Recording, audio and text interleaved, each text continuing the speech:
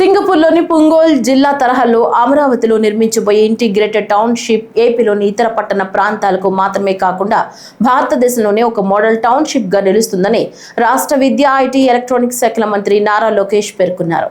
ఇందుకోసం ప్రపంచ బ్యాంక్ నుంచి అవసరమైన మద్దతు తీసుకోవడంతో పాటు విధి విధానాలను ఖరారును వేగవంతంగా చేయాల్సిందిగా జాయింట్ ఇంప్లిమెంటేషన్ వర్కింగ్ కమిటీని ఆయన కోరారు. రాష్ట్ర విద్య, ఐటీ, ఎలక్ట్రానిక్స్ శాఖల మంత్రి నారా లోకేష్ నేతృత్వంలోని రాష్ట్ర ప్రభుత్వ ప్రతినిధి బృందం సింగపూర్ వాణిజ్య పరిశ్రమల మంత్రిత్వ శాఖ జాయింట్ ఇంప్లిమెంటేషన్ స్టీరింగ్ కమిటీ ప్రతినిధులతో సింగపూర్లో సోమవారం సమావేశమైంది. ఈ సమావేశంలో మంత్రి లోకేష్ మాట్లాడుతూ, మీ మద్దతుతో అమరావతి ఆర్థిక ప్రాంతాన్ని అత్యుత్తమంగా అభివృద్ధి చేయాలని తాము కోరుకుంటున్నట్లు పేర్కొన్నారు.